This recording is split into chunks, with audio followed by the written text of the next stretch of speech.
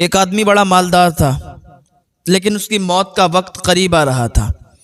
اس نے ایک جھولے میں اپنے مال کو رکھا اور اپنے پڑوسی کو بلایا اور کہا، میرے بھائی یہ مال اپنے پاس رکھ لو، ابھی میرے بچے چھوٹے ہیں، جب یہ بڑے ہو جائیں گے تو تم یہ مال میں سے جو چاہو میرے بچوں کو دے دینا۔ ایک وصیت نامہ اس نے تیار کیا، اس میں لکھا کہ جو تمہارا جی چاہے وہ بچوں کو دے دینا۔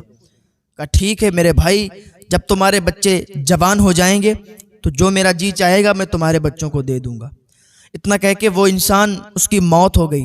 اب ادھر کچھ سالوں کے بعد وہ بچے جوان ہو گئے، بڑے ہو گئے، عقل مند ہو گئے، تو اس نے ایک دن ان بچوں کو بلایا، بلانے کے بعد بٹھایا اور وہ مال جھولے سے نکالا، ایک طرف مال رکھ دیا اور ایک طرف جھولا رکھ دیا، اور کہا دیکھو بھائی یہ جھولا تم اپنے پاس رکھ لو، کیونکہ تمہارے والد کی وصیت تھی کہ جو تمہارا جی چاہے وہ تم میرے بچوں میں تقسیم کر دینا، تو یہ جھولا تم اپنے پاس رکھ لو، مال ہم اپنے پاس رکھ لے رہے ہیں۔ بڑا چالاک آدمی تھا۔ لوگوں نے جب سنا تو لوگوں نے کہا بھائی یہ تو اس نے دن دہاڑے ان بچوں کو لوٹ لیا، ان کا مال ہڑپ کر لیا، کہ جھولا بچوں کو دے دیا، مال خود رکھ لیا۔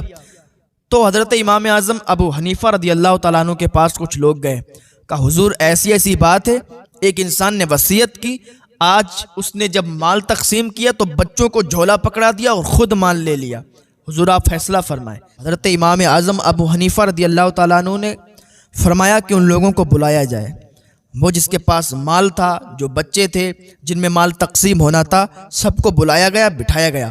امام اعظم ابو حنیفہ نے فرمایا کہ مال کو ایک جگہ پر رکھ دو۔ مال رکھ دیا گیا، جھولا رکھ دیا گیا۔ کہا اب یہ بتا کہ تیرا جی کیا چاہ رہا ہے؟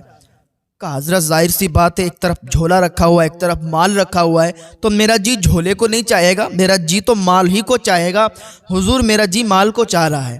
حضرت امام اعظم ابو حنیفہ نے فرمایا ایک بار اور وصیت پڑھو۔ اس نے کہا جو تمہارا جی چاہے وہ بچوں کو دے دینا۔